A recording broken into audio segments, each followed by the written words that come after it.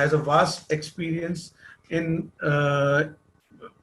various committees and has been very influential in SAFA and CAPA, that is Confederation of Asian and Pacific Accountants.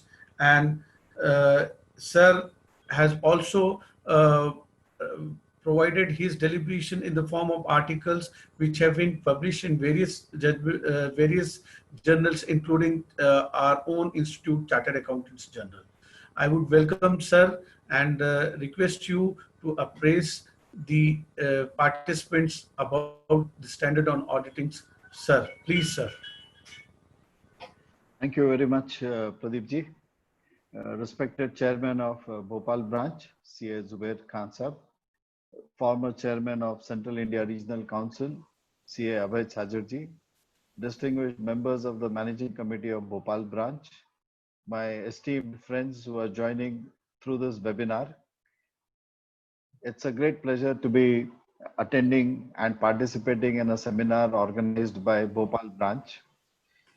At the outset, I'm sure all of you will join me in wishing good health to Amarjit Chopra ji, who was actually supposed to be delivering this talk today. With his phenomenal knowledge, in-depth knowledge, nobody can be a better speaker than Chopra ji. And as all of us know that his commitment, his passion for the profession is so large and so huge that unless he had a serious medical problem, he would not have cancelled his commitment to Bhopal branch.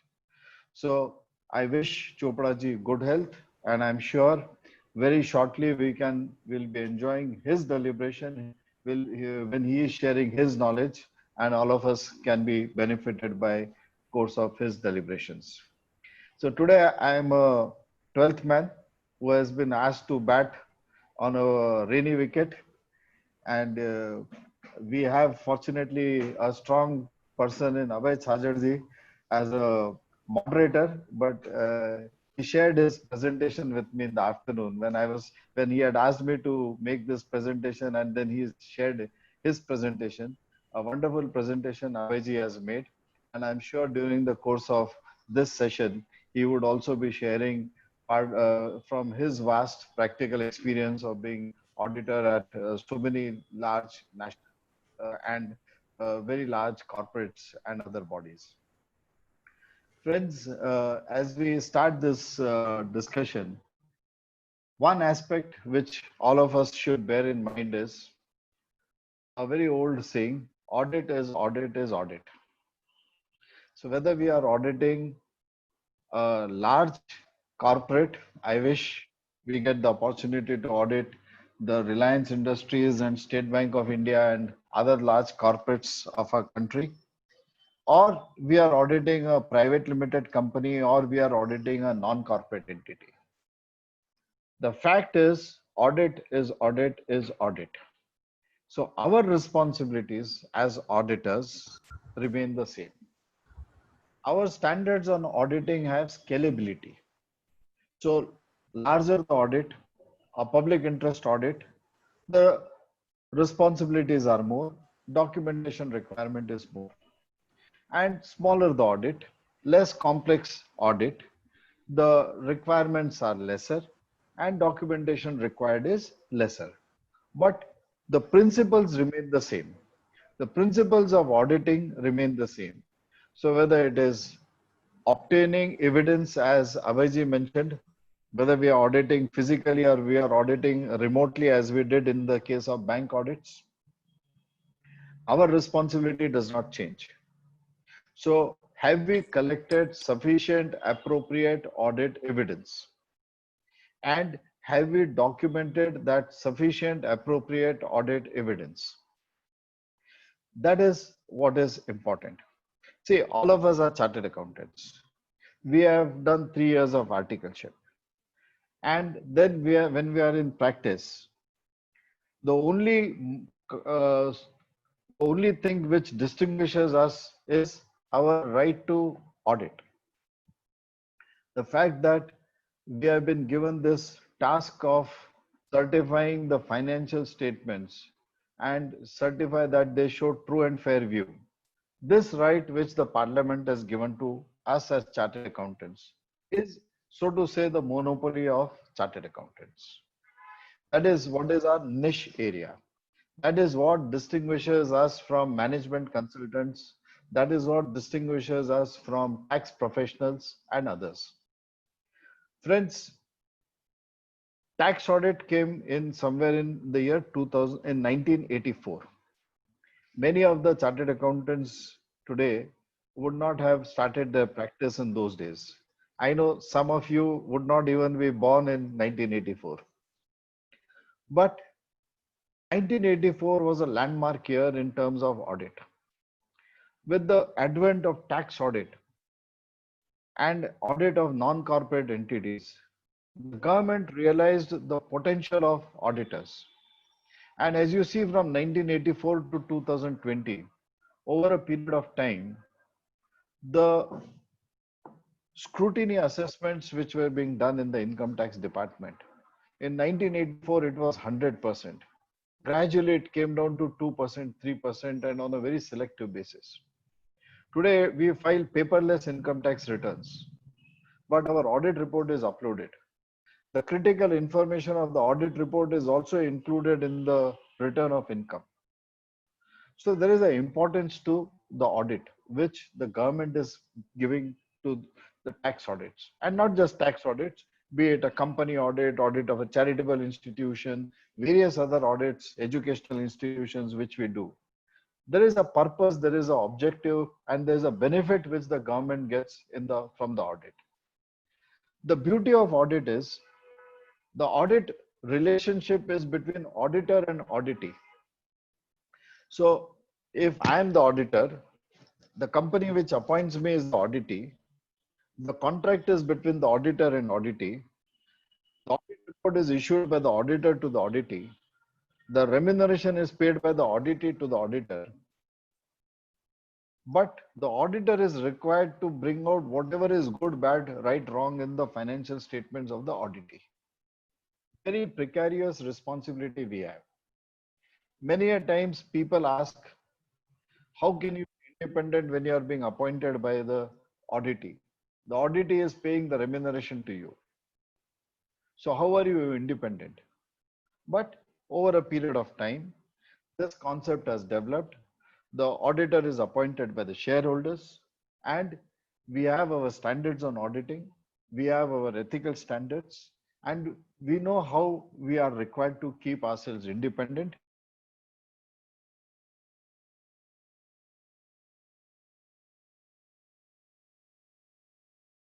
Auditing standards.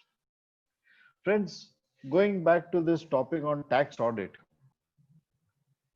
in 1984, when the tax audit came in, there was also a big demand from income tax practitioners who said we should also be allowed to audit. And they had very legitimate reasons. They are experts in income tax, as our chartered accountants are. They are also experts in income tax. But the reason why the Institute of Chartered Accountants of India has succeeded in convincing the Central Board of Direct Taxes for last now how many 36 years, that while the tax practitioners know income tax, but we are talking about audit and the knowledge of audit, the skill sets required for audit, they are available with chartered accountants. So while tax practitioners knowing income tax are free to carry out the tax practice, but when it comes to audit, the domain knowledge is with chartered accountants. And friends, that is what puts such an onerous responsibility on you and me to ensure that the audit report issued by us is free of material misstatements. And as Abhayji mentioned, we conduct the audit and obtain sufficient, reliable, appropriate audit evidence to support our findings. That is the kind of responsibility which we undertake. So as I said, the contract of audit is between the auditor and the auditee, but the reliance on the audited financial statements is placed by third parties, be it the shareholders, be it the income tax department, be it government departments, be it the trade unions, be it the sundry creditors. So all others rely on the financial statements audited by a auditor. So today, State Bank of India auditors have audited State Bank of India. But based on those audited financial statements, the shareholders are transacting in the shares of State Bank of India. Depositors can decide whether to put their deposits with the bank or not. Foreign creditors will decide before opening letters of credit of a bank what is the audited financial statements being said. So it's a tripartite, three parties are involved. The auditor, auditee, and all others who rely on the financial statements audited by the auditors. Friends, I have before you on this slide an overview of how the standards on auditing are structured. Right at the top is standards on quality controls, SQCs as we call. These are important. When we are talking about audit, let us first go back to the standards on quality controls. Because we say chartered accountant alone can issue a tax audit report. No other tax practitioners can issue the tax audit report, because we say in our audit report, we have carried out the audit in accordance with the generally accepted auditing principles in India. So what are those generally accepted auditing principles? They start with the standards on quality controls.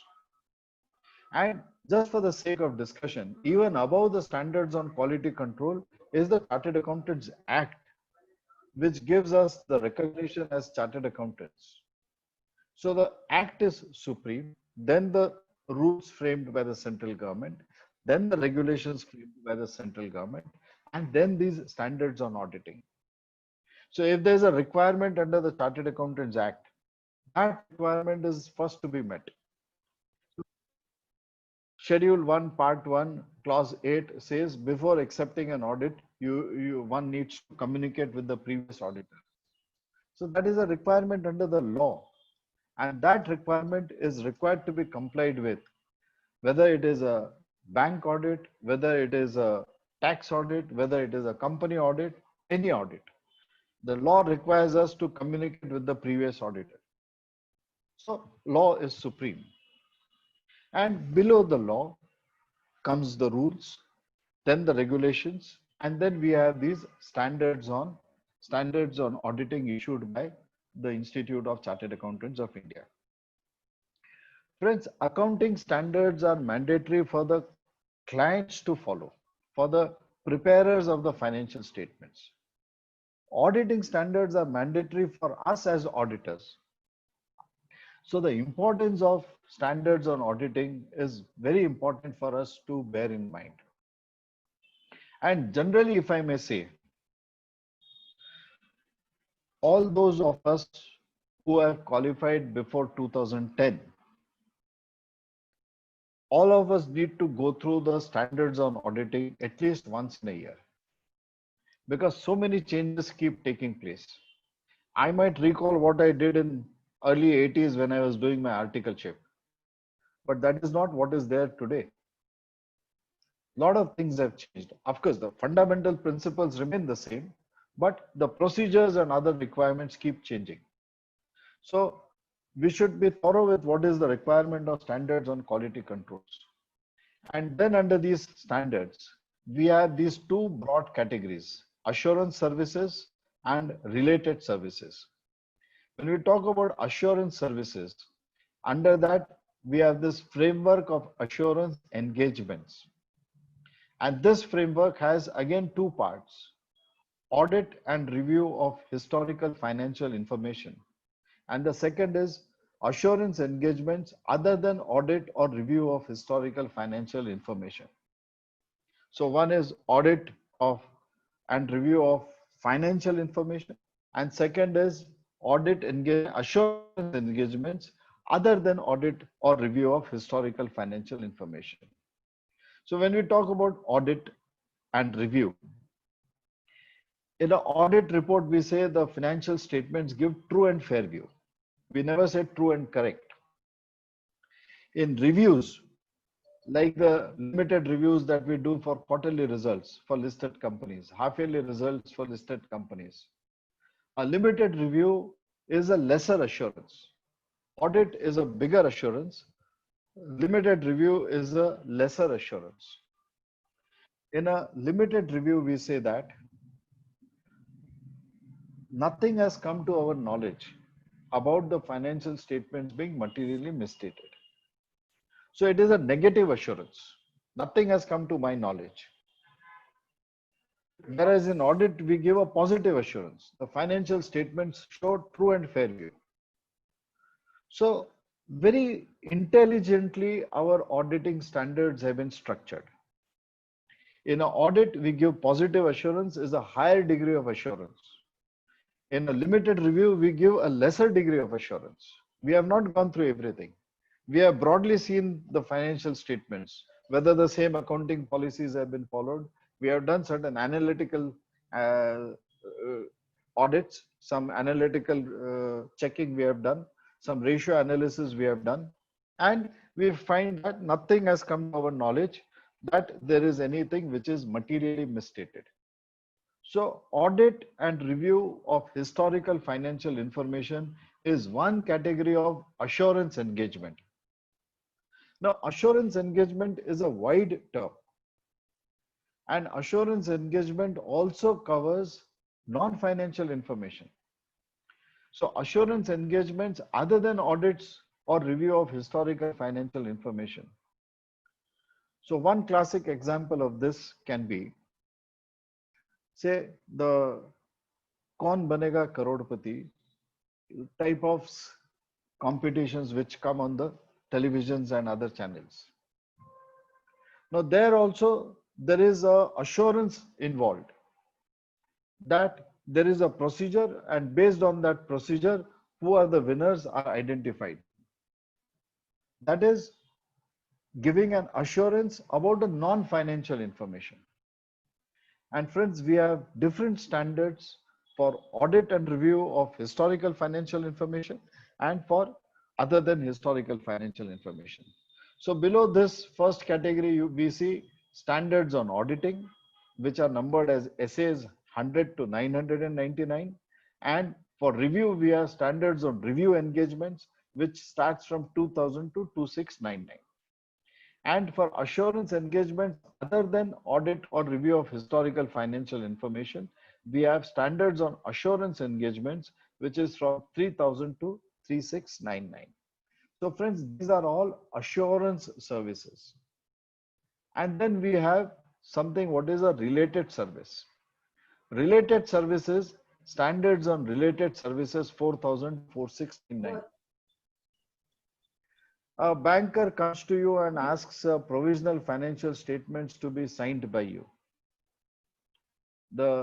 It's very common, our clients will come to us and say that, sir, my balance sheet is still under preparation, but for the purpose of for my renewal of my bank limits, the banker has just said, sir, इस पे आप sign करके दे दीजिए. And the answer which we give, and we are obliged to say, is that I cannot sign a provisional financial statements. Now, if I am required to sign a provisional financial statement, it will go in a related service. And there is a standard which says how to issue an accountant's report. It is not an auditor's report. It is an accountant's report. In that we say, we have done a compilation work. The responsibility for completeness of the accounts, completeness of financial information, having suitable internal controls is with the auditee. I don't take up that responsibility. We say that if I am not issuing an audit opinion, I have merely compiled this information from the books of accounts given to me. That is covered in related service. So if your clients come to you and say that, please stamp my provisional balance sheet, it is true that some of our colleagues do it, but we should not do it. On the other hand, we should issue a separate accountant's report as required under standards on related services. Suppose a client comes to you and says, I have to give a projected financial statements to my bank. Why don't you please certify it? Can we certify it? Answer is no, we can't certify it. Because an assurance service cannot be done for future projections. But future projections can be looked into under the related services. And as you know, friends, we have a standard which says how to issue a report for projected financial statements. In that report, we clearly say that what we have done is these are the assumptions which have been taken by the management. We have prima facie verified these assumptions. Based on these assumptions, the arithmetical calculations are correct. We do not certify that the actual results in future will be the same as these projections. We are not issuing an audit opinion. All those things are mentioned in that report. So those standards, whenever required, we should keep those standards in mind. And according to that, we should issue a report for future projections, which is not an assurance engagement. We can issue an accountant's report for provisional financial statements, which is a related service and not an assurance engagement. So friends, I would like all my young colleagues to please focus on this slide and decide what you are required to do. And depending on what you are required to do, please issue the appropriate report. This handbook on auditing standards, which is issued every year by the Institute, and this handbook on auditing standards is freely downloadable on the Institute's website. Make sure we have this with us at every time we do the audit. And this is the best defense which we have when we carry out the audits. We don't know tomorrow what can go wrong in an entity which we have audited. And tomorrow there could be disputes between directors, there could be disputes between husband and wife, there could be dispute within the family members. And the first person to be questioned is the auditor. Therefore, the auditor must have sufficient appropriate audit evidence, should be able to demonstrate that he has carried out the audit in accordance with these generally accepted auditing principles. And it is because of these auditing principles, we are the sole monopolistic body which can issue an audit report. So friends, with that preamble, let me go into some specific standards which are important for all of us, whether it is an audit of a listed company or audit of a non-corporate entity. And I am dealing with some very practical aspects. Our Auditing and Assurance Board has last year or year before last brought out one very good publication on audit of small entities. It is also available on the website of our institute. I would, with the help of our chairman of Bhopal branch, I'll see that it is downloaded and circulated to all the members, so that handbook should be available with us. And most of the audits we do, and if we do the audit in accordance with that handbook, I'm sure our documentation will be complete and we did not have any worries on any matters relating to auditing standards. Now, the audit that we are doing today is based on risk assessment. Risk assessment is the first thing which we are supposed to do. And we are supposed to document that. SA 315 is on risk assessment. So that standard requires us to analyze the financial statements, analyze the regular entity, look into what is the legal structure of that entity, whether it is a partnership firm, it is a non-banking finance company, it is a private company, it is a limited company. What is the constitution? What are the important provisions under the law? What are the important provisions in the bylaws and articles of association of that organization? It is very important even in case of our trust and educational institutions. Most of the disputes which go to the institute are relating to charitable organizations, where our colleagues, you and I, are actually doing charity in those audits. We are not even charging our proper fees. For an audit of a school or trust, our fees is very low. But that does not absolve us from the requirements of standards on auditing. So SA 315 says we need to do a risk assessment. Now, there is a documentation required. Whether we have done a risk assessment, 315, 320 says what is the materiality levels which we have agreed. 33 says response to the assessed risk. And these are applicable to all audits that we do. 315, 330, very important to be carried out and to be documented. Then there is an interesting aspect regarding frauds. We have that old Kingston Cotton Mills case of 19th century, which says fraud is not the responsibility of the auditors, and which went on to say that the auditors are watchdogs and not bloodhounds. And behind the veil of that case, all of us say fraud detection is not my responsibility. But there is a standard even on considering the possibilities of fraud. Very interesting standard, friends. And that standard gives very interesting responsibility to the auditors.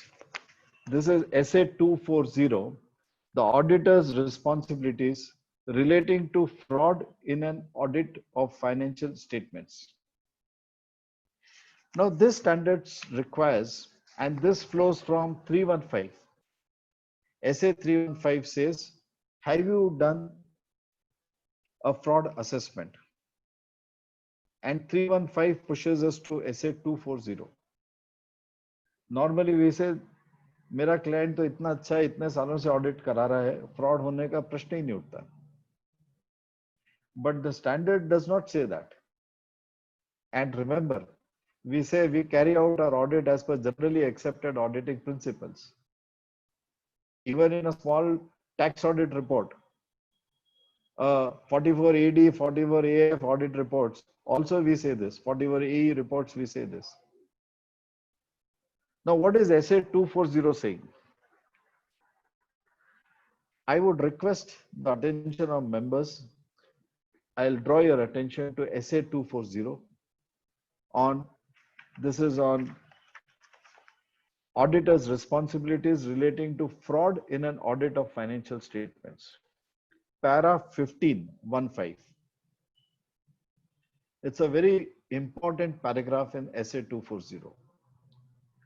It says that this paragraph requires that as a matter of risk assessment,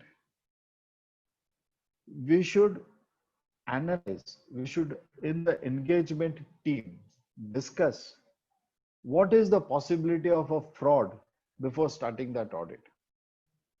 कि कहीं fraud होने की गुंजाइश है क्या इस audit में? और अगर गुंजाइश है, तो how do we structure our audit procedures? और अगर हम ये कहें कि साहब मेरा client तो बहुत अच्छा है और उसके यहाँ fraud तो हो ही नहीं सकता, even then this standard requires this kind of a discussion to take place and documentation of that discussion between the engagement team. So if the engagement team consists only of the proprietor and maybe one or two articles, so there should be discussion with the articles and the proprietor or the partner, and there should be, that discussion should be minutized.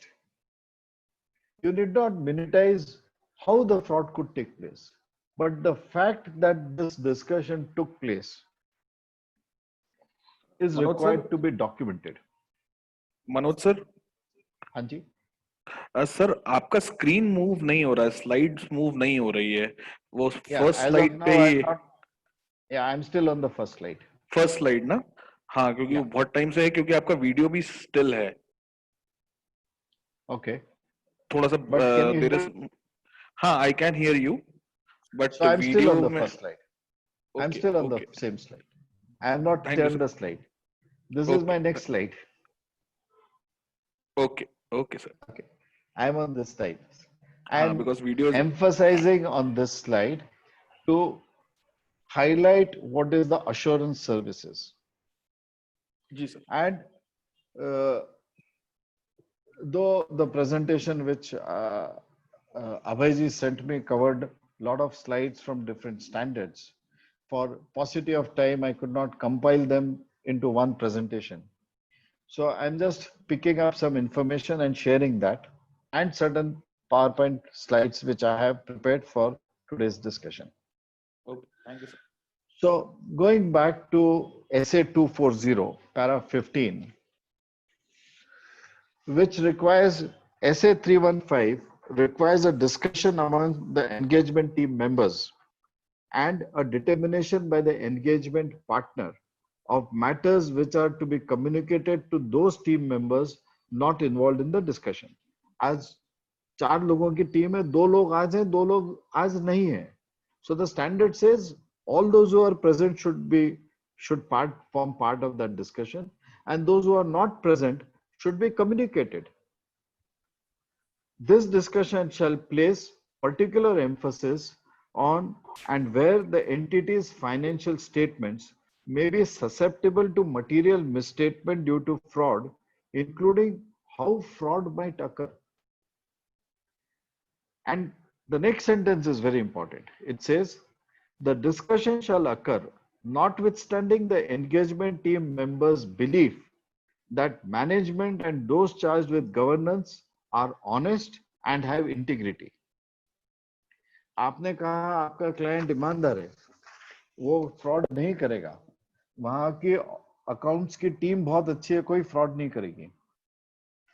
Notwithstanding that, you are supposed to consider and evaluate the possibility of a fraud and how that fraud may take place. And based on that, because this is part of risk assessment under SA 315, and then decide what are the audit procedures we need to take. So documentation has become very important, friends. And because of this, today it is essential that not only we do a good audit, which all of us keep doing, but along with that, we should ensure that we have properly documented what we have done. Now, friends, I'm taking up for discussion today because we have, I mean, auditing standards could be a discussion for a whole day. And sometime back, the Institute had 2 days or 3 days residential programs on all aspects of auditing standard.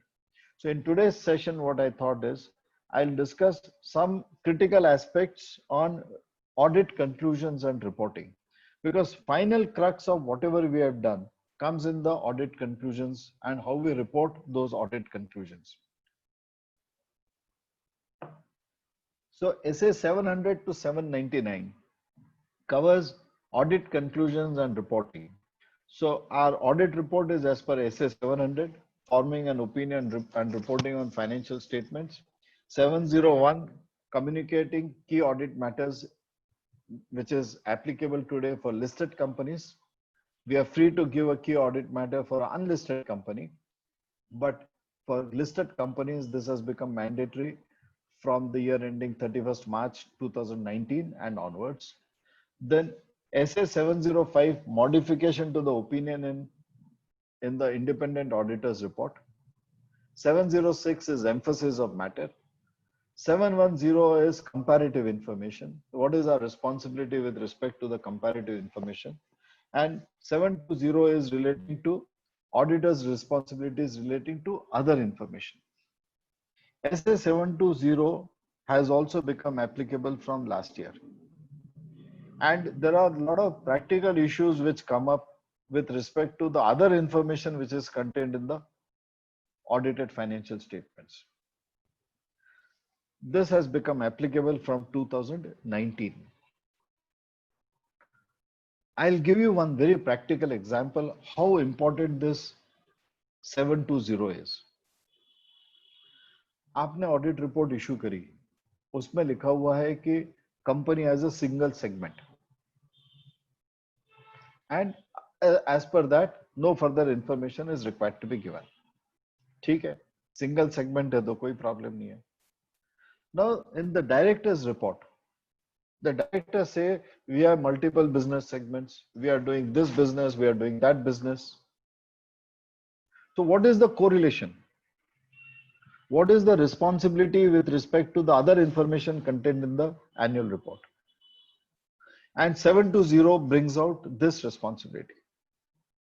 And this is one classic example of a notice received from Registrar of Companies Madhya Pradesh to a chartered accountant in Indore couple of years back on the same subject, that your audited financial statements show only one business segment and the director's report is showing multiple segments.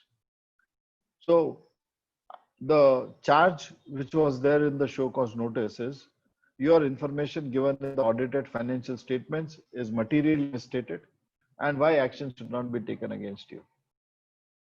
Fortunately, the reply which was sent by the chartered accountant was, SA 720 requires us to audit the other information. SA 720 has become applicable for financial years beginning from 1/4/2018 and onwards, and therefore it is not applicable to the previous years. And therefore, this I am not responsible to look into the director's report for the earlier years. Standards on auditing come to our defense, friends. And with that one strong letter, the complaint was dropped.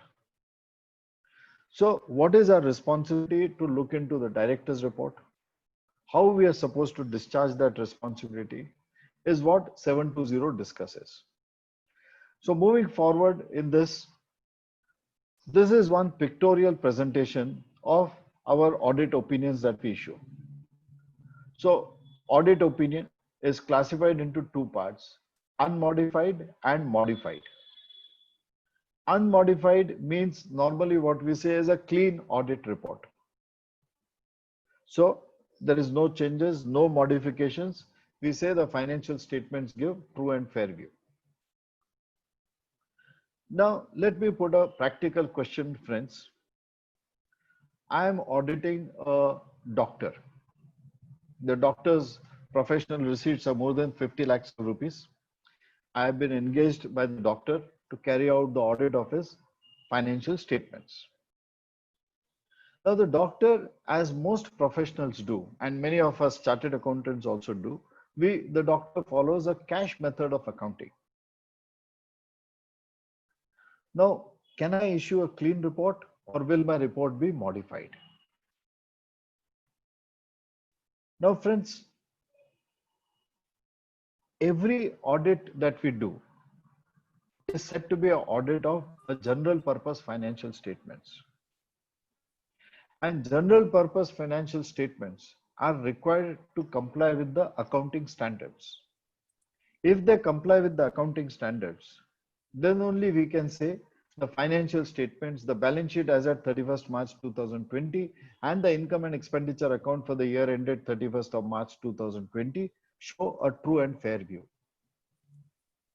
If the financial statements do not comply with the accounting standards, then can we issue a clean report?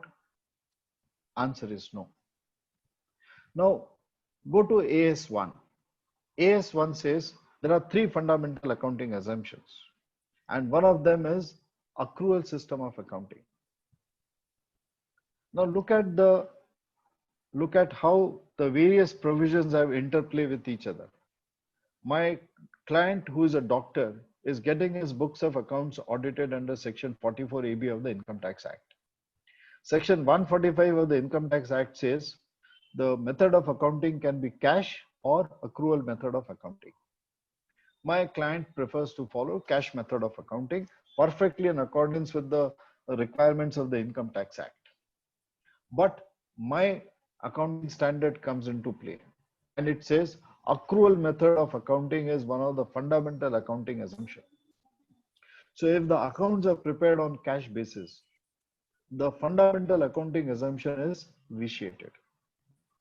The announcement of the institute with respect to that says that in the financial statements, there should be a note which should be given saying that the accounts have been prepared on a cash basis and the receipts and payments are accounted as and when they are received and as and when they are paid, rather than when they accrue or when the liability to pay an expenditure arises. Now, if the financial statements are prepared by the auditee, not by the auditor. Now, how is the auditor supposed to discharge his responsibilities? The auditor in the audit report is then required to modify his audit report. The auditor cannot issue a clean report as per SA 700. The auditor will have to issue a modified report. In a modified report, we have two categories: modification affecting the opinion and modification not affecting the opinion. And in modification not affecting the opinion is an emphasis of matter, which is governed by SA 706. And modifications affecting the opinion are three types: qualified opinion, adverse opinion, and disclaimer of an opinion. And these are governed by SA 705. And underlying them is the interplay of SA 701, key audit matters, 710, prior information in the audited financial statements, 720 with respect to other matters.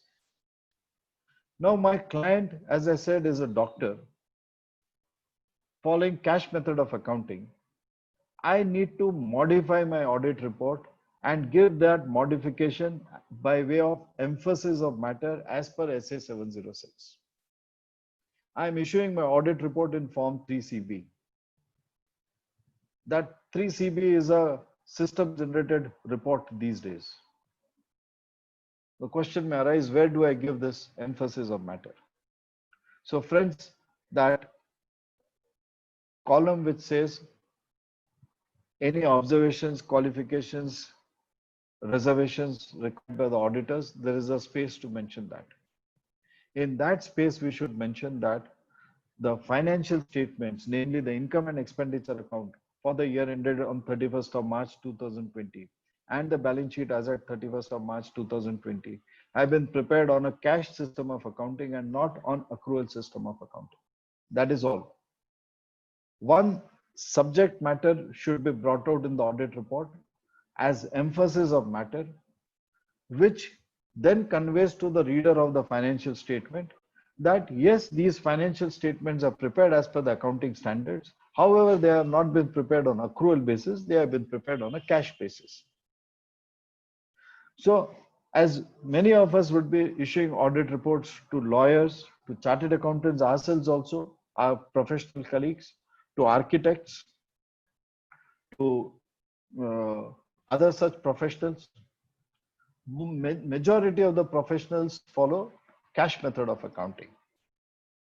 So their form 3CB will have to be issued by way of putting an emphasis of matter on using SA 706.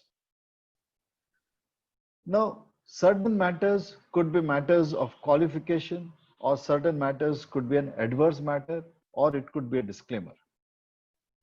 Now, again, let me take a practical example to highlight how issues could differ with respect to qualifications, emphasis of matter, or even a negative report. As you know, friends, under section 43B of the Income Tax Act, there is a requirement to say whether the provident fund contribution of the employees, the employer's contribution has paid before the due date or not. And if it is, the provisions of 43B also allow you that if it is paid before the due date of filing of the income tax return, then it is allowed as a deduction. Tax audit report requires this details. There is also a requirement that the employee's contribution, which is governed by section 36, whether the employee's contribution has been paid up to the as per the due date given under the respective acts. Now there is, as all of you are aware, there is a controversy going on that subject. Rajasthan High Court has held that the employee's contribution paid up to the due date of filing of the income tax return is allowable as a deduction, will not be hit by the provisions of 43B or section 36(1)(5). Bangalore High Court, Karnataka High Court has held in favor of the revenue. Karnataka High Court says employees' contribution not paid up to the due date of filing of the returns as per the due date prescribed under that act. So Provident Fund contribution for the month of say January 2020 to be paid up to say 15th of February 2020. If not paid up to 18th of February, because there is a grace period of 3 days, then it will not be allowed as a deduction even if it is paid on 20th of February 2020. Karnataka High Court says it is not allowed as a deduction. Rajasthan High Court says it is allowable as a deduction. Now friends, you and I are in Indore and Bhopal. We are governed by the Income Tax Appellate Tribunal at Indore. The Honorable Income Tax Appellate Tribunal Indore in a case has decided, has held that, and following the decision of Rajasthan High Court, it has held that the employee's contribution paid even up to the date of filing of the income tax return is allowable as a deduction. Now the employee selects, the assessee selects the decision of the assessee is based in Indore and Bhopal, because the Appellate Tribunal Indore has the legal jurisdiction. So they are free to claim that as deduction. Now, what is our responsibility in the tax audit report?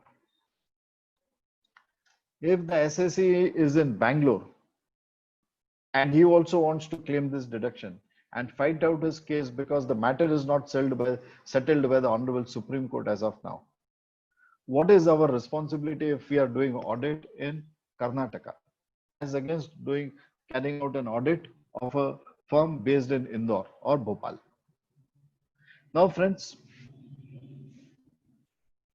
Indore Tribunal having held in favor of the assessee, one view could be it is directly binding on the assessing officer and no separate disclosure is called for by the auditor.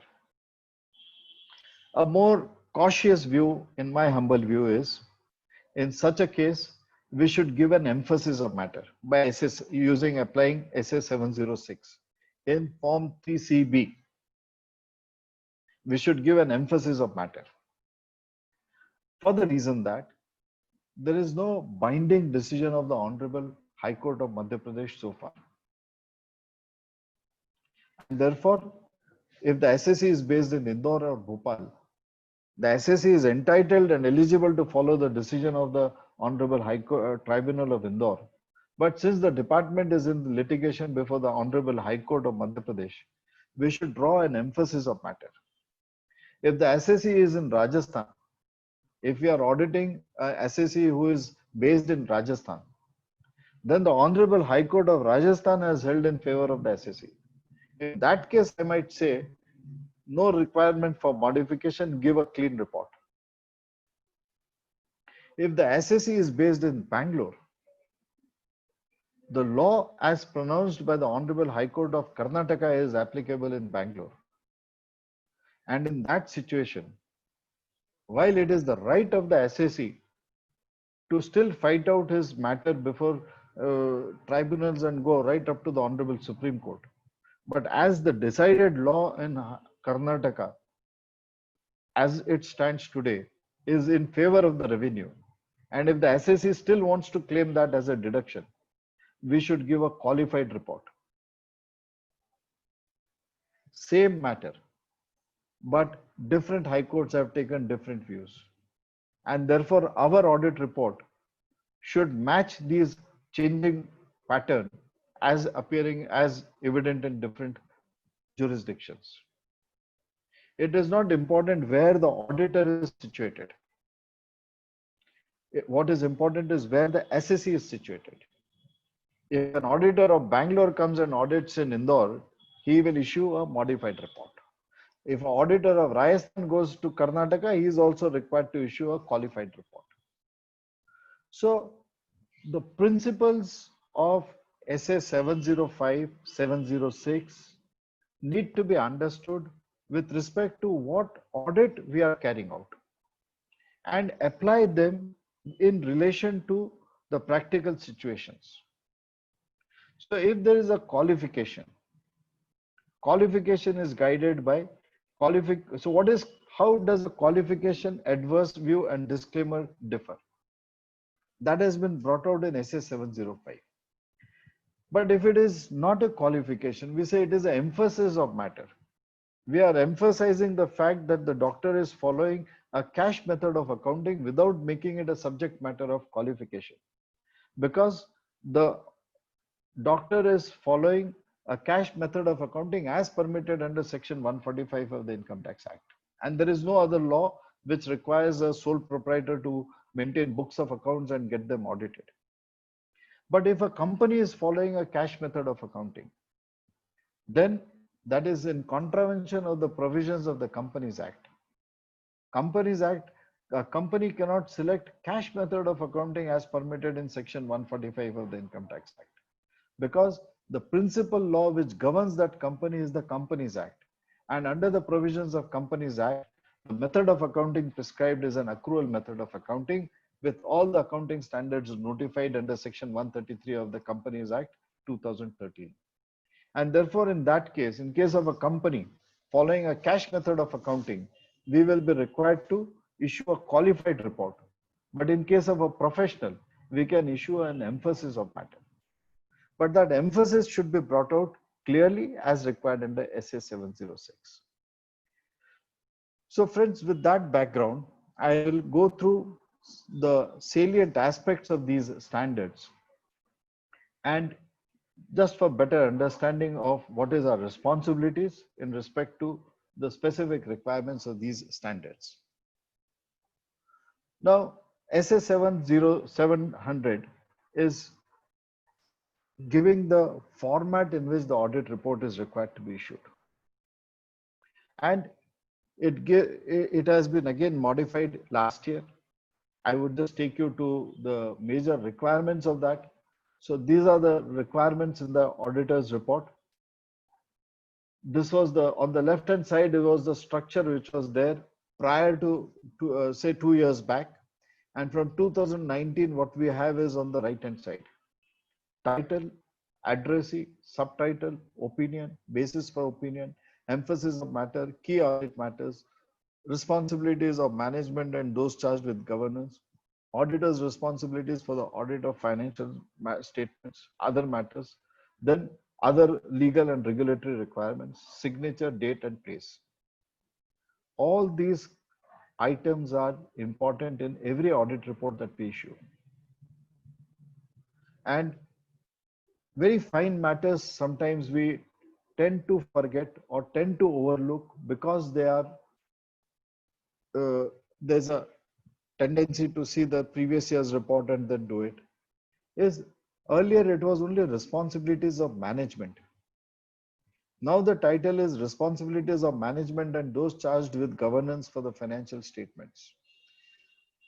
Those charged with governance has been specifically included. Now, in case of non-corporate entities, the management and those charged with governance is one and the same. If I'm auditing a partnership firm, the partners are part of the management and partners are those charged with governance. In case of a private limited company, by and large, they are the same.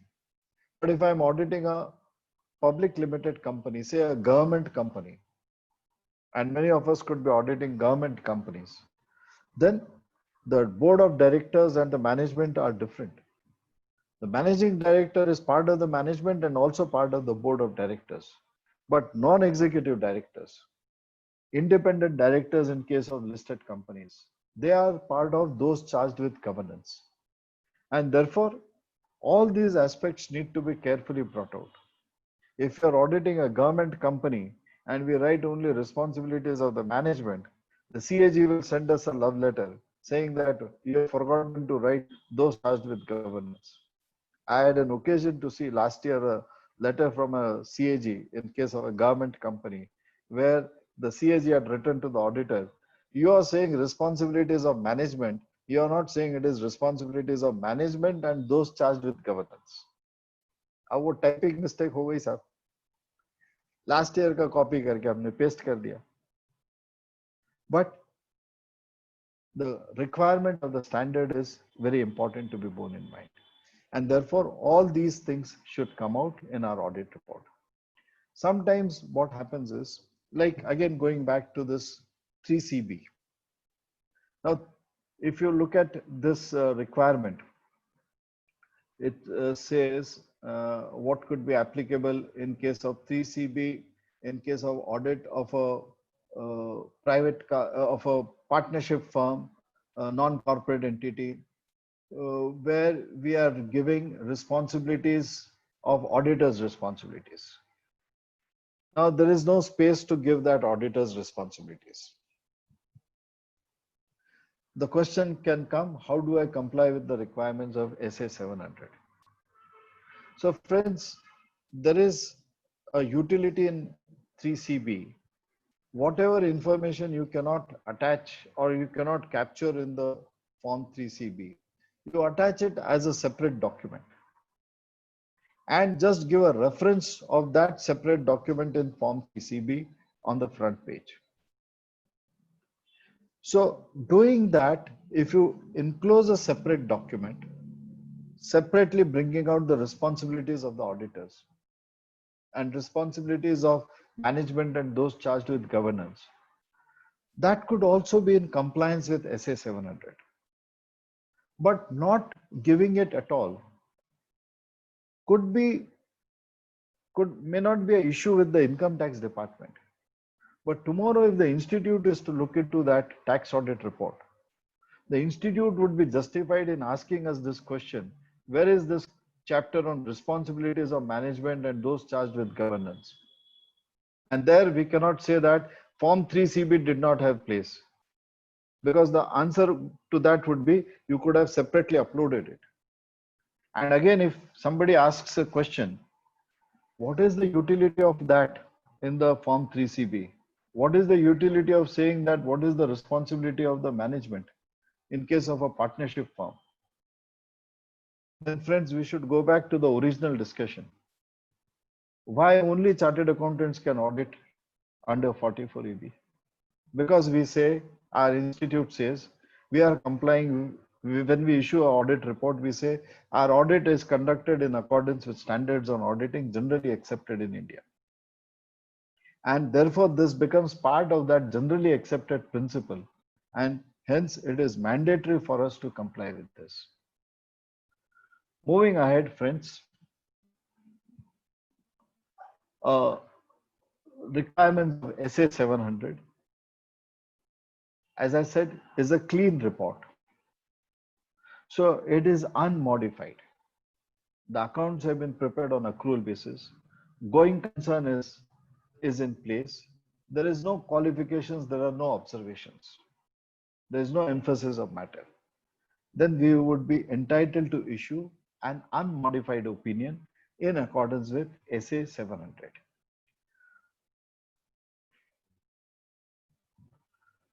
Let me move to SA 706, emphasis of matter paragraph and other matters paragraphs in the independent auditor's report.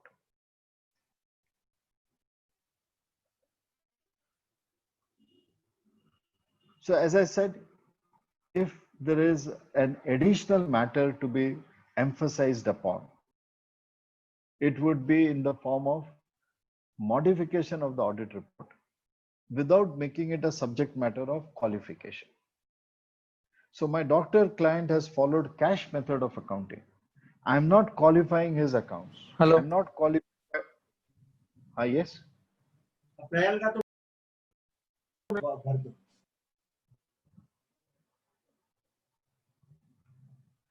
Can I proceed? Yeah. Yes, sir. You can continue.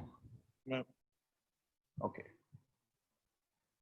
So that is emphasis of matter is bringing emphasis on a subject without making it a subject matter of qualification. So those principles are contained in SA 706.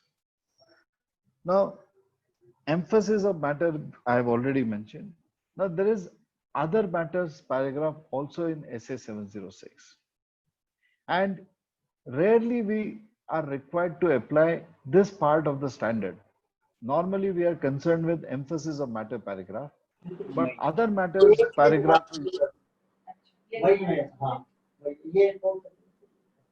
Members are requested to mute your audio. Members. so that is the beauty of technology. If you're talking to somebody without muting your speaker phone, all of us can hear what you're talking. Yes, sir.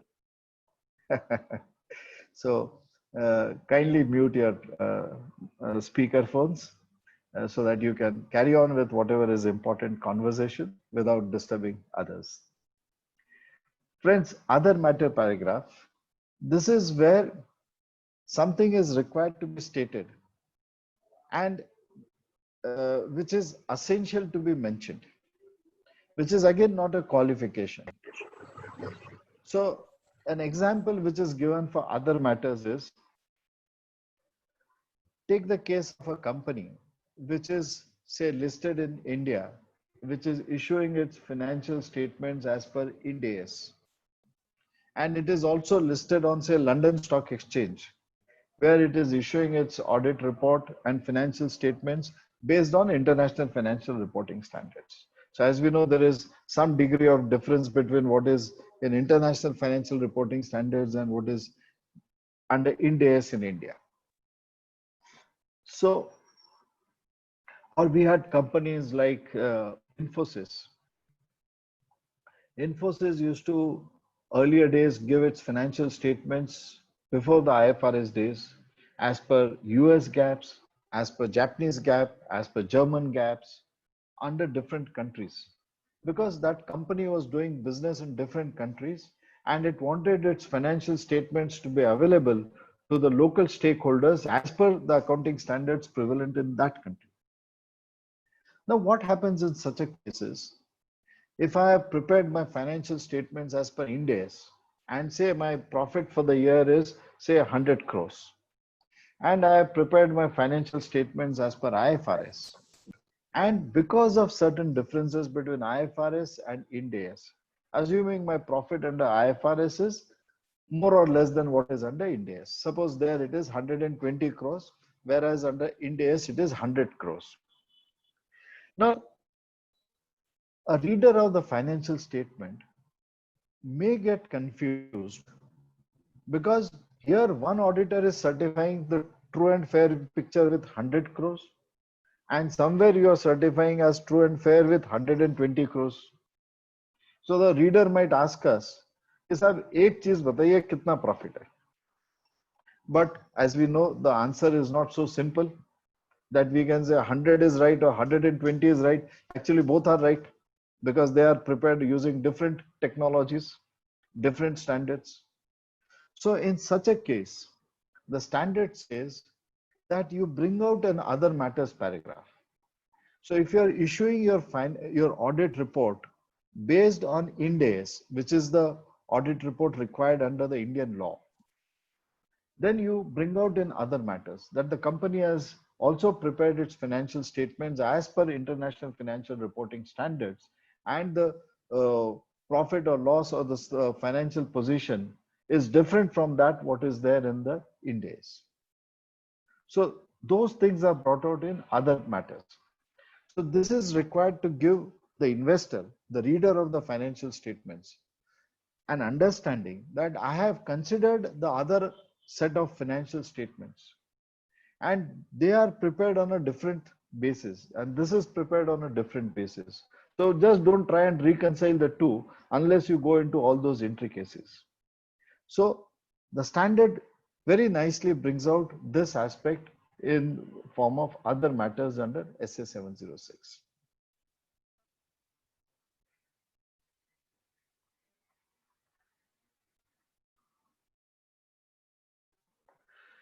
Let me then move on to SA 705.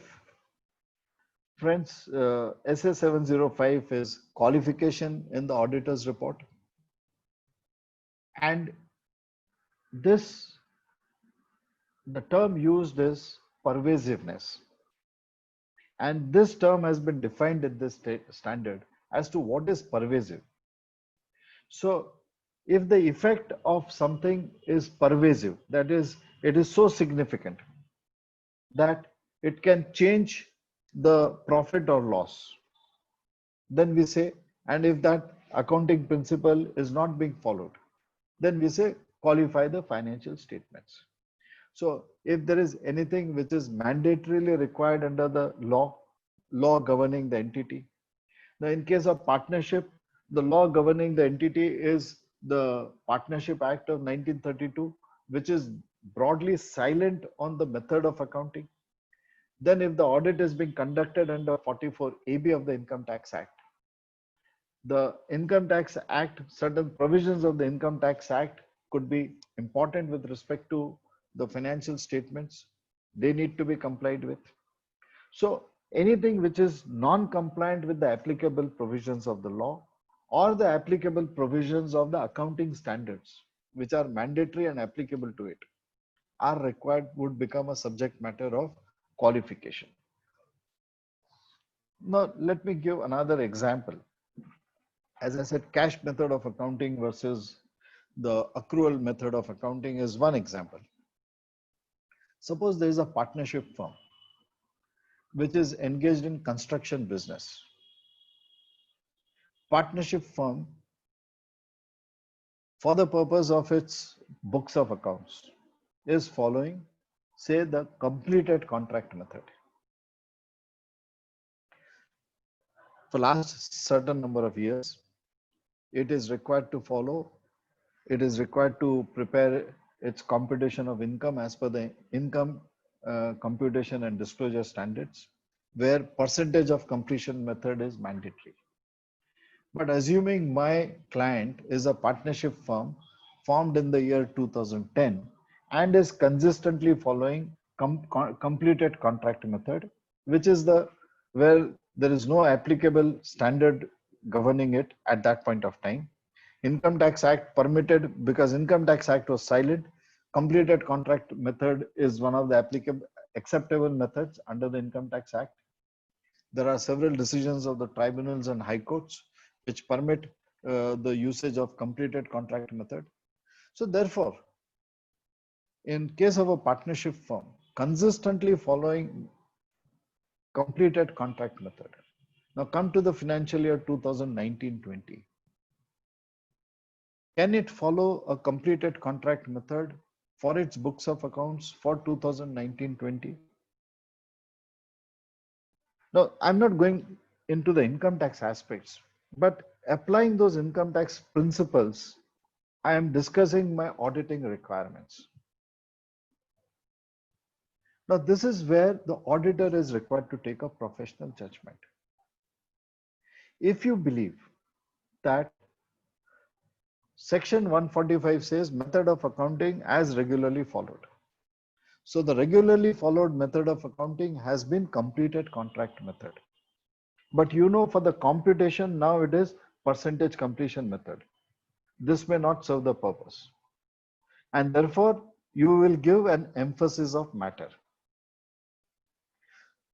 But assuming it is a newly formed partnership firm, and which wants to follow completed contract method, in that case, maybe, and this is a matter of professional judgment, and I'm not saying my view is correct, there could be different views. I would feel that if it is a new concern, it has come into existence when ICDS was also applicable, and if it is still following completed contract method, I would prefer to qualify those financial statements. As against a case where that's a similar partnership firm, but in existence prior to the introduction of ICDS, consistently following completed contract method for its books of accounts, could be a matter of emphasis of matter. So what is pervasive has to be understood in terms of the circumstances and based on the facts of that case. It could differ from client to client. It does not mean you are not taking a firm view. You are taking a well considered view based on the facts and circumstances of the case. So we have three types of modifications: qualified opinion, adverse opinion, and disclaimer of opinion. Now, friends, assuming that my profit and loss is showing a profit of say 10 crores of rupees, and there is one matter where there is a qualification, I'm giving a qualification which has an impact of say 10 lakhs of rupees. So 10 crores profit would become 9 crore 90 lakhs or 10 crores 10 lakhs. So it is a material item. It's changing. It is a non-compliance with certain provisions of law. And therefore, I am going to qualify my financial statements. Assuming, for example, giving an example, the company has not carried out actuarial valuation of for its gratuity liability. AS 15 is not complied with. And if the actuarial valuation was done, maybe 10 lakhs would have been the additional employees cost. And therefore, I give a qualification that the financial statements have not been prepared as per AS 15, and this was the impact, if the impact is known. So their qualification is justified. Now, assuming the profit in this case is only 5 lakhs, and actuarial valuation is again the liability is 10 lakhs. So profit of 5 lakhs becomes a loss of 5 lakhs. As against the earlier case, where the profit was 10 crores and 10 crores profit was becoming 9 crores 90 lakhs. So qualification was justified. But in the second case, the profit is only 5 lakhs of rupees and same qualification of 10 lakhs of rupees. So the company is showing profit of 5 lakhs, and with this qualification, it becomes a loss of 5 lakhs of rupees. Can you still give a qualified opinion, or would you be required to give an adverse opinion? So think it over, friends. Our standards are principle-based standards. Earlier, if you recall, many of my colleagues who would have been qualified before, say 2010, before the standards on auditing were there. Earlier, we had AAS, Auditing and Assurance Standards. We had a statement on qualifications in auditor's report. And those days, the statements were of the same nature as a standard. So the statement was also a mandatory impact. In that statement on qualification in auditor's report, there was an example which was given, which said that if the sum total of qualifications change the profit into a loss or loss into profit, then you cannot give just a qualified opinion. You can't say that subject to this qualification, the profit and loss gives a true and fair view. Because now the profit of 5 lakhs is becoming a loss of 5 lakhs. So how can you say the profit which is being shown is giving a true and fair view? So that statement on qualification in auditor's report contained a guidance saying that give in such cases adverse opinion. Now today what happens is that statement on qualification in auditor's report has been withdrawn. It's not there. But I would say the principles are still applicable. Our standards are principle-based standards. So if the material impact of your qualification is such that it is changing profits into losses or losses into profits, kindly consider whether you should give a qualified opinion or you should give an adverse opinion. There is no hard and fast rule. If it is 10,000 rupees profit becoming a loss of 10,000 rupees, it is too insignificant. You may say this falls below my materiality level. Turnover is say 10 crores of rupees, profit is 10,000 rupees. One qualification of 10,000 makes the profit of 10,000 into a loss of 5,000 rupees. Does not mean I will say the profit and loss statement does not give a true and fair view, because it has 10 crores of sales, maybe 9 crores, 50 lakhs of purchases and other items of expenses. So all of them are correct just because of one small qualification. Does not mean that in every case, if profit becomes a loss, we should give an adverse opinion.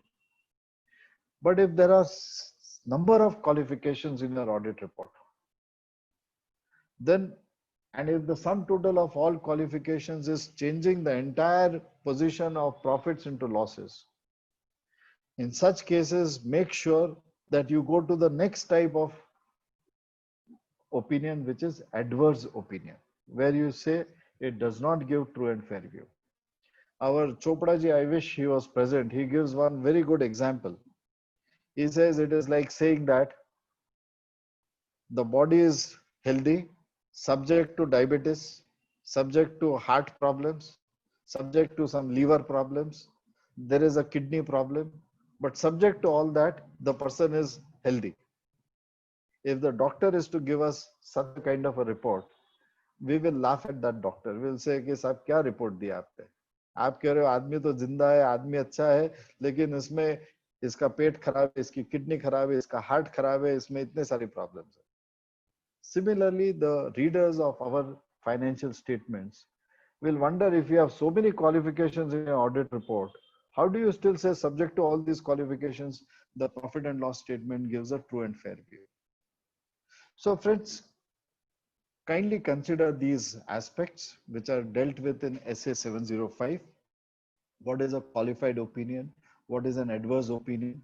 And what is where we give a disclaimer of opinion.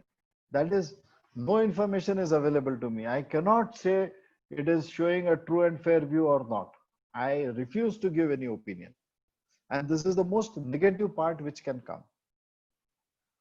Qualification, adverse, and disclaimer.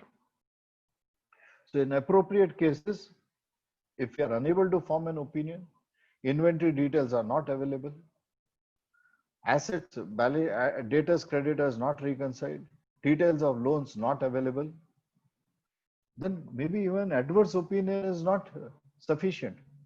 We should give a disclaimer of opinion. And friends, very interestingly, you can give an appropriate even disclaimer of opinion.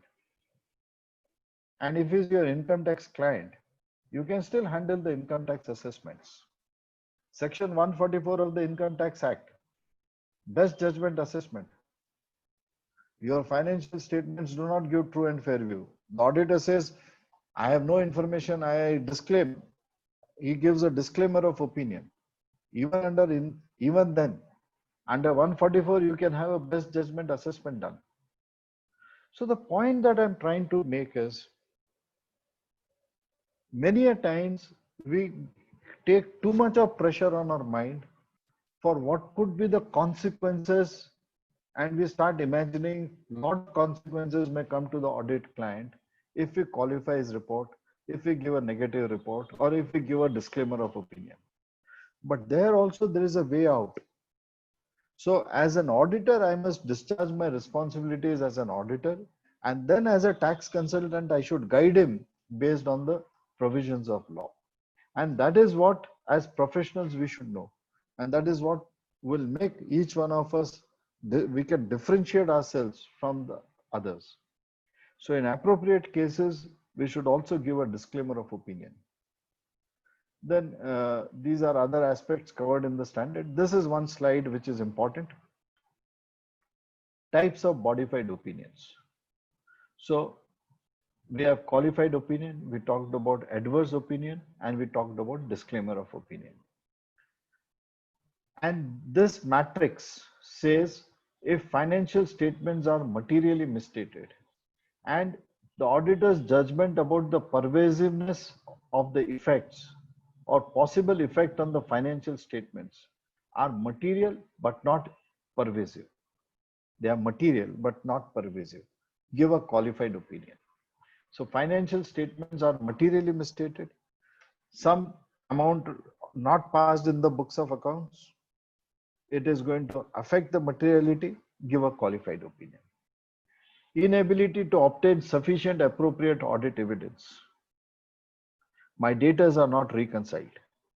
confirmation from debtors is not available, and the impact is going to be material but not very pervasive, then I can still give a qualified opinion. So that could be a situation that ठीक है, debtors आपने reconcile नहीं करे, you should have made a provision of say 10%, you have not made a provision of 10%. So I have an inability to obtain sufficient appropriate evidence regarding the sundry debtors. Company should have made a provision, not made a provision, I am going to qualify my opinion. Now in the same matrix, on the right hand side is financial statements are materially misstated and the impact is material and pervasive. It is material and pervasive. 10 crores profit becoming a loss of 10 crores. It is material and pervasive. Adverse opinion. And if I am unable to obtain sufficient appropriate audit evidence and the impact is going to be material and pervasive, I am not sure whether the inventory is available or not. There are so many such cases, friends, and particularly on inventory. If you ask a bankers have a lot of grudges against auditors. They say you sign the financial statements. We are entitled to rely on your financial statements, but stocks are not available. Company says stocks at the seaports. The auditor has not physically verified that. Now, whether the stocks are in existence or not is a duty of the auditor to verify. Physical verification of inventory is important, friends. Under the accounting and auditing advisories under COVID issued by our institute, one of the aspects which the institute has brought out is that if you are unable to carry out physical verification on 31st of March, please do it now. Do it in June, July, whenever you are signing the audit report, and reconcile that day's balance with the balance as on 31st of March. If you have done an inventory verification in January, February, do a roll forward. Otherwise, if you're doing now, do a roll backwards. But you have to do certain additional procedures to satisfy yourself about the existence of inventory. If I am appointed as an auditor of a non-corporate entity in the month of August and stock statements are not properly available, then what is my responsibility? I should give a disclaimer in my audit report. Physical inventory not verified. Give a qualification in Form 3CB. The SAC can still use the best judgment, other methods available under Income Tax Act, legitimately still get his assessments completed. But at least the auditor is discharged of his responsibilities. If he is unable to obtain sufficient appropriate evidence, the impact is material but not pervasive, I give a qualified opinion. So inventory not physically verified, I'm not sure about the inventory, I'm going to give a qualified opinion. If the impact is material, the size of the company is such that say it is showing its capital is say 1 crore and it says it has an inventory of 10 crores at seaports. That inventory is not physically verified. There is no evidence about the existence of that inventory. You don't know if that inventory actually exists or not. And if by chance that inventory does not exist, ये तो पूरी company बैठ जाएगी, the going concern concept will be lost. Now, under such circumstances, the auditor is required to give disclaimer of opinion. So this matrix should be kept in mind to decide whether I am supposed to give a qualification or an adverse or a disclaimer. Most of the times it is a qualification. Sometimes it could be an adverse opinion, and in remote cases, even a disclaimer of opinion. And this matrix would guide us in that respect. Now, friends, moving forward,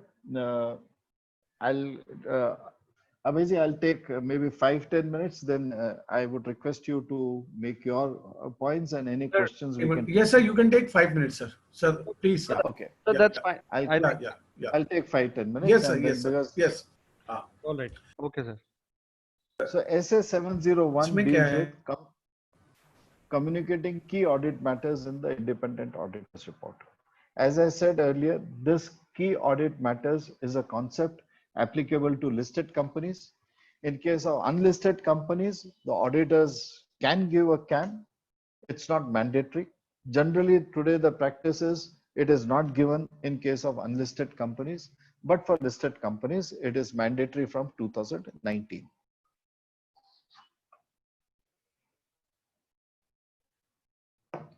So key audit matters are those matters where there is a significant judgment which is applied, or we have relied on certain procedures, certain methodologies applied in the entity. So take the case of bank audits, branch audits, which many of us are doing branch audits. Now there is a system generated information. We don't know if that system generated information is really right or not. We are relying on that system generated information. So these are areas where we are relying heavily on certain IT controls. We are presuming that भाई इतनी बड़ी public sector bank है इसमें तो IT controls बरोबर होंगे ही. So it's a presumption. 99% होंगे भी, 1% चांस है कि नहीं भी होंगे. So key audit matters are those matters which involve either a significant judgment to be applied, say impairment provisions. Whether the bad debts provision is 10% or 12% or 15%. When we come to Indians, there are a lot of fair values which are there. We have a SA 540 which talks about audit of fair value estimates, which requires a lot of complex judgments, which requires us to believe certain complex calculations done by the entities. So those are areas which are given in the form of key audit matters. Another aspect about key audit matters is where there is an emphasis of matter or where there is a qualification, that does not become a key audit matter. If it is an emphasis of matter, it should go as per SA 706. But key audit matters is something very important. We have relied on certain judgments, we have relied on certain IT controls, we have relied on certain impairment provisions, certain methodologies, we have carried out certain audit procedures, but they being so complex in nature, we give them those matters as key audit matters in the audit reports, mostly of the listed entities. So the standard deals with all the matters. I would not go into those details. Let me come to another very interesting matter, comparative informations, corresponding figures and comparative financial statements. Now, friends, we have in the Companies Act a very clear format, 2020, and then we give the information of 2019. As per the suggested formats even in tax audits for non-corporate entities, the recommended method from the institute is give the previous year's information. Now, what is the auditor's responsibility for a matter appearing in the previous year's financial statements? This is guided by SA 70. So, suppose we have given a qualification last year, and that item of material misstatement is appearing even in this year. Would we be required to give any comment with respect to the previous year's information? So the audit procedures require us, if you are auditing for the first time, as we know, there is a standard on audit of opening balances. While we are not required to carry out complete audit of the last year's profit and loss and balance sheet which are unaudited, but whatever are the opening balances which are coming in, we need to audit those opening balances. And if there are incorrect accounting policies followed in the last year, say for example, we are auditing a non-corporate entity and previous year's information, assuming sales is inclusive of GST as required under say section 145A of the Income Tax Act.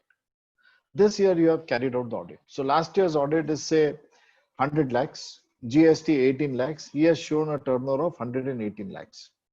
It is unaudited. Now this year the turnover is say 120 lakhs, 1 crore 20 lakhs.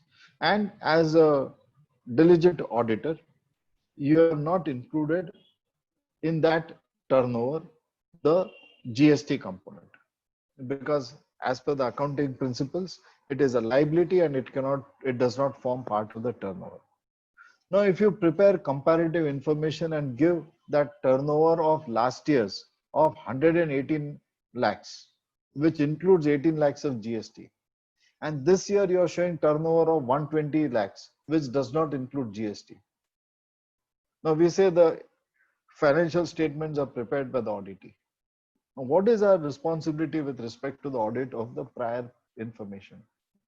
Those are matters which are covered here, SA 7710. Preferable it is to have, if last year's financial statements are unaudited, whatever are apparent mistakes they should get rectified. Otherwise, the auditor should make a reference in his audit report so that the user is made to know that previous year's unaudited financial statements are prepared on the basis of including GST along with sales, which is contrary to the accounting principles and therefore not comparable with the information given this year. Either the auditee should give a suitable note, or a suitable note should come as a part of the audit procedures for the auditor of this year. So when comparative information is given, it is not that we have no responsibility to that comparative information. Our actual position is brought out, our technical position is brought out in this SA 710. And finally, friends, SA 720 deals with the auditor's responsibilities relating to other information. So as I said, an example where director's information, director's report contains two segments and the auditor's report contains one segment. Now there's a practical challenge, because first the accounts get approved by the board of directors, then the board signs the accounts, then the auditor signs the financial statements. After the auditors sign the financial statements, the director's report is prepared, because if the auditor's report has some qualifications, then those qualifications have to be reported by in the director's report. So the questions have been asked that at the time of finalizing the audit report, the draft draft director's reports are also not available. So this standard requires us to state, and the requirement is, it says, have you read the other information? Having read the other information, have you come across any material inconsistency? And if you have come across any material inconsistency, or you have not come across any inconsistency, report the factual part of that. So all that is required is to say that having read this, we have nothing to report. If the draft reports are also not available, then you are required to say that we were not provided with the other information. Once you say that, and tomorrow there is a difference in the director's report, no registrar of companies can ask us a question, because as per 720, I have already disclosed in my auditor's report that I was not provided with the other information. And if it is provided to me, what draft information has been provided to me should be duly signed by the director or the company secretary, and it should be available on my audit file. So I can say the draft report which was given to me of the director's report showed only one business segment which tallied with my report. Later on, they have changed it, is not my responsibility. So friends, these standards actually are meant for our defense. It is very easy to ensure compliance with these standards. Consequences of non-compliance could be very expensive for us professionally. So we should look into all this guidance. I have not covered various other aspects, UDIN and the guidance under section 197. There are other Caro is an important topic. Fortunately, Caro 2020 has been deferred for this year, so we are still on Caro 2016. Next year, of course, Caro 2020 would be applicable, and that point of time we'll discuss Caro 2020. So with that, I would close my presentation. Thank you very much for for your patient hearing. And Abhayji is there. He can add on to what I have deliberated, and will stand benefit with his deliberations. If there are questions, I'll be happy to answer them. Yes, Thank you. right, sir. Sir, thank you very much, sir. It was, I think, a very important and in-depth discussion which you shared, and I think you've covered all the important essays which are relevant for a practicing chartered accountant. Sir, what I would just like you to, of course, you've covered, I think, in detail about SA 700, 701, 705, and 706. Now, usually, the members in practice, where they are doing majorly the private limited, what we have private limited more in this part of the country. There is doubts, with respect to the key audit matters. Like, we are giving 700 as an unmodified opinion in most of our cases, but there are certain issues which members would like to highlight in the audit report. Now, we know 701 is for listed companies. So members have doubt whether key audit matters. Of course, you have mentioned in your deliberation that wherever, if it is important that a key audit matter can be covered even in an unlisted company. But then, this key audit matter on emphasis on matter, what would be I would say, like, the more appropriate way of presenting or giving when we give an unmodified opinion in SA 700 would be more appropriate to keep it as a key audit matter or to keep it as an emphasis on matter?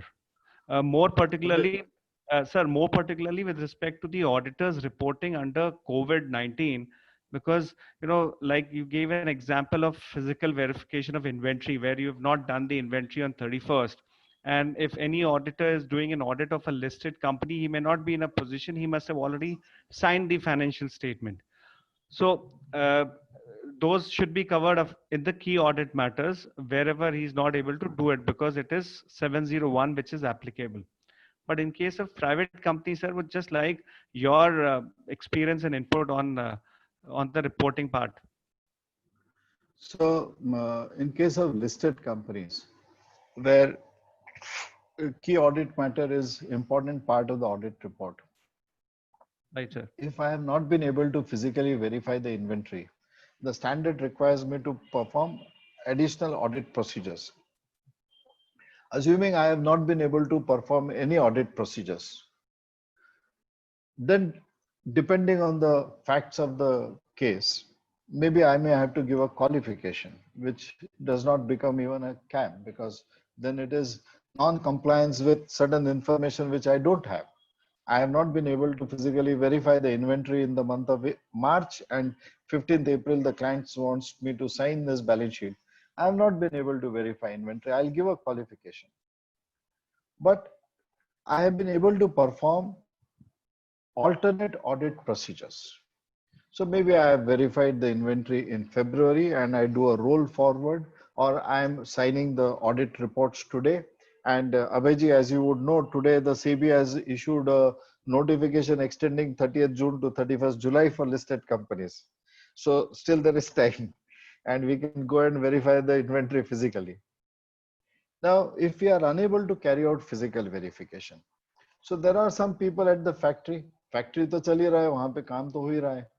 So maybe you do it through video conferencing, do some additional audit procedure and satisfy yourself, and give that as a key audit matter.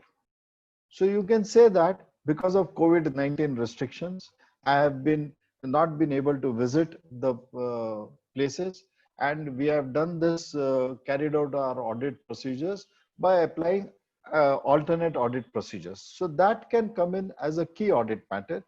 For that, I don't think a emphasis of matter is required or a qualification is required. So you have an audit evidence, you have a suitable, appropriate alternate audit evidence, which is also recognized in the essays. And if having done that, then you give it as a CAM and not as a emphasis of matter.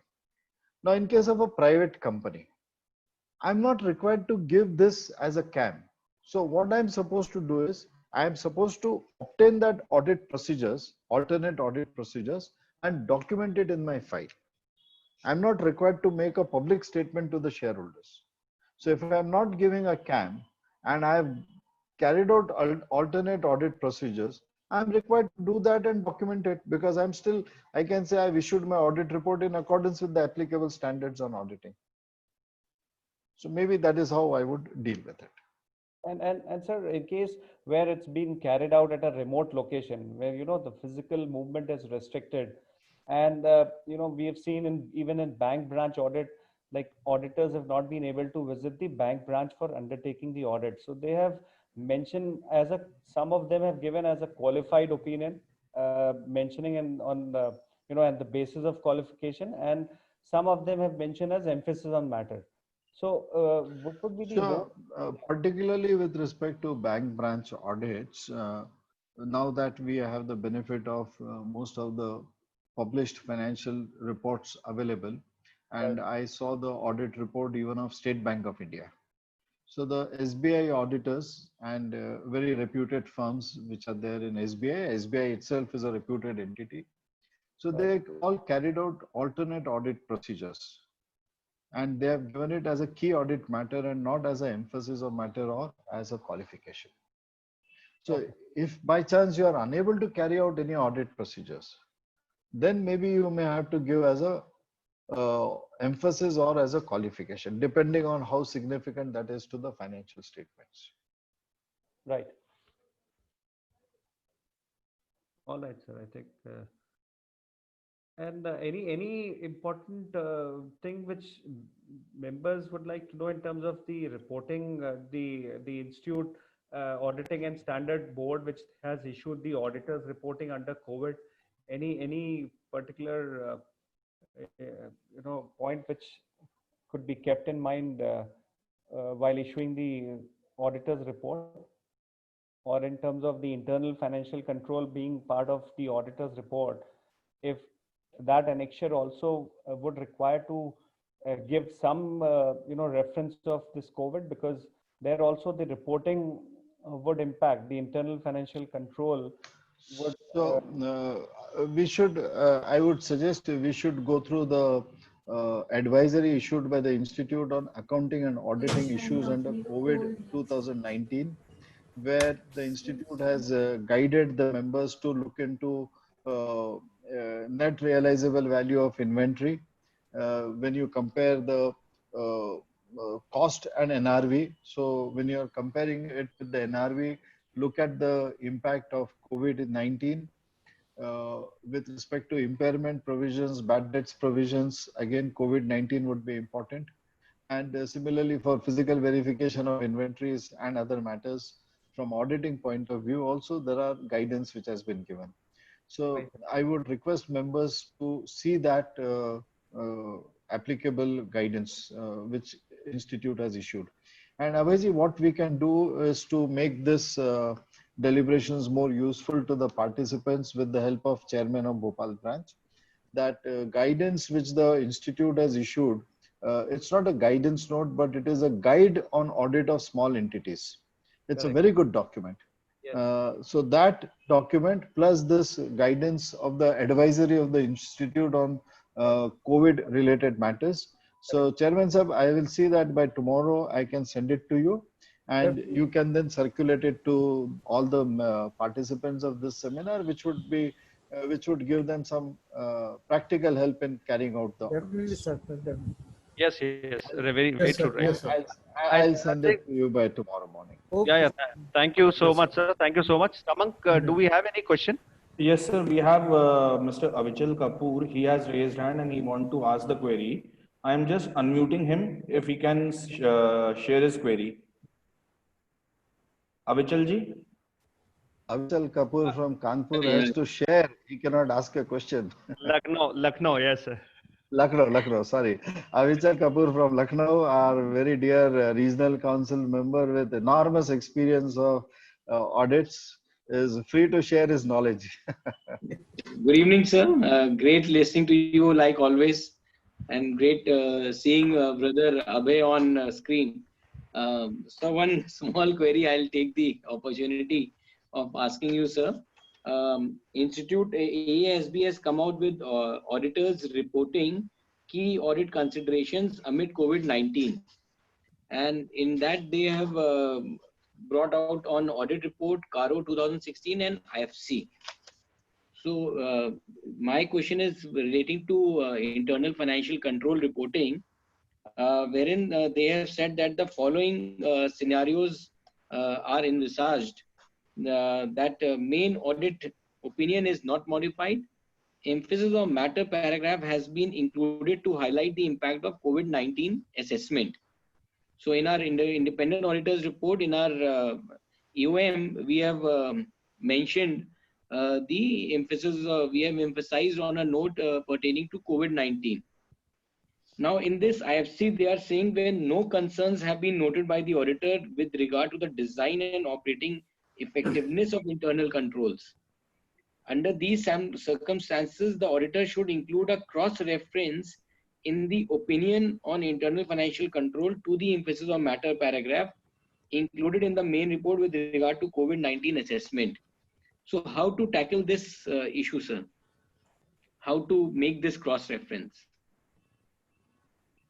A very important point, Avichalji. As the advisory issued by the Auditing Standards and the Accounting Standards Board bring out, that because of COVID-19, there are a lot of uncertainties prevailing, which has an impact on valuations, valuation of inventory, valuations of investments, impairment provisions.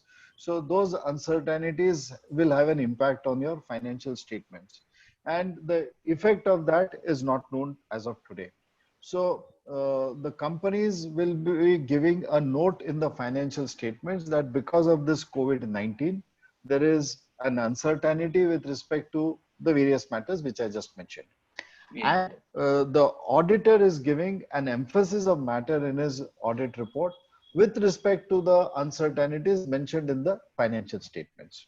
So one, the company gives a disclosure with respect to the uncertainties, and the auditor gives an emphasis of matter referring to those uncertainties in his audit report. So that is one part.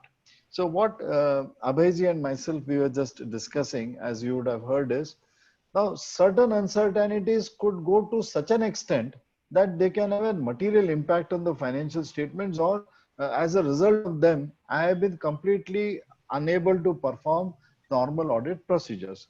So case of say soya companies, and we have so many soya industries or traders in soya, dealing in soya products in and around Indore.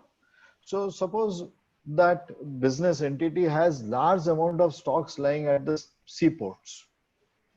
Now, if I am unable to verify that inventory because of the COVID restrictions, and so now assuming the SEBI has today extended the date, suppose the company has adopted the financial statements before the SEBI announcement came in. Now there the auditor is unable to go to the location and verify the inventory.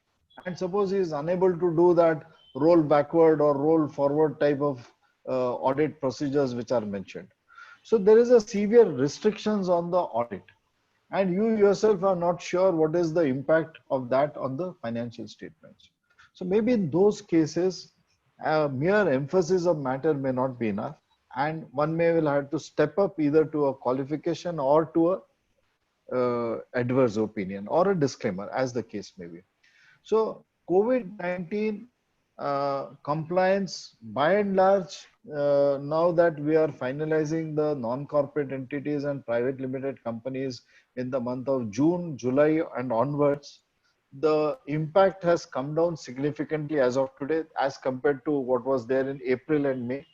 And there is a fair degree of movement which is permissible. So we should complete our audit procedures, particularly with respect to physical verification of inventory, if that is a major component of the inventory. and then issue the audit report.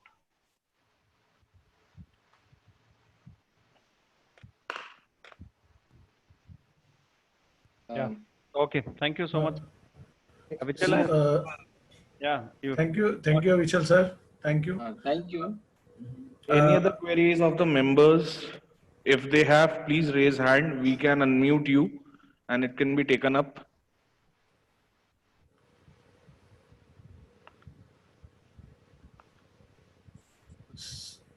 Samang, I think members are not. Yes. Um, Thank you, sir. Thank you, Abhay, sir. Now, I request CA Samang Moabe, Treasurer, Bhopal branch, to provide vote of thanks to our speaker and moderator. Yes, sir. Abhay, sir, you were. Yeah, just before Samang, you say, I would want to personally thank Manoj sir for his sparing his valuable time out of his busy schedule. Sir, thank you so much for accepting our invitation. We spoke to you today morning. I'm repeating, but it is really difficult to speak to any speaker and speak on the same day. And out of your busy schedule, you gave your time to members of the branch across the central region. Thank you so much, sir, and for the real Thank you, Abhijit. Thank you, sir. Thank you, sir. Thank you, Abhijit, and it's always a pleasure to join. Fortunately, I was free and therefore I could join. So, my great pleasure to do that. Again, as I mentioned, our star batsman is Chopra ji, and we wish him good health so that he can come and bat in Bhopal again. Yes, sir. Samang. Thank you, Pradeep ji. I, C.S. Mohabir, Treasurer, Bhopal branch, on behalf of entire managing committee of Bhopal branch of ICAI, would like to thank CM Manoj Fadnis ji, past president ICAI, for accepting our invitation for being a speaker for today's webinar. We thank you, sir. We thank you very much because the notice, as Abhay sir mentioned, was very short and you had given such a wonderful deliberation, because I know on giving deliberation and lecture on standard on audit, because it is such a wide subject, and consolidating it and summarizing it in such a manner that inside brief can be given in such a short span. The members of the webinar may have been benefited from the insight of this webinar on standard on audit, and they might have realized that what is the importance of standard on audit on our day-to-day audit and assurance service. I would also like to thank Abhay Shajar ji for accepting our invitation for being moderator for today's program. And I would also like to take this opportunity to thank Avichal Kapoor ji, past RCM from Lucknow, for joining us for this webinar on standard on audit. I would also like to thank the participants of the webinar for joining us on this topic. In the end, I would request the member to join us for celebrating the CAA Foundation Day, as we have launched a series of programs that will be coming in that has started from today and will be continuing till 1st of July. A brief detail of which is on 24th we had standard on audit. On 25th we will be taking latest amendment in companies law. On 26th we will be covering GST issue in works contract and taxability on real estate developers. On 27th, we will be having concept of limited scrutiny under Income Tax Act and recent judgment and precedent of scope of limited scrutiny. On 20th, we will be having special programs for the female members of our fraternity, covering the topic of professional opportunities for them in this particular program, in this particular series. I thank everyone on behalf of Bhopal branch. Thank you. Thank you very much. Thank you, Samang ji. Thank you. Thank you, Manoj sir. Thank you, Abhay sir. Thank you. Thank you. Thank you. Thank you, sir. Now, with the permission of chair, can we conclude webinar? Thank you. Thank you all. Thank you, members. Yes, please. Okay, Pradeep. Yes. Thank you so much. Thank you. Thank you, sir. Thank you.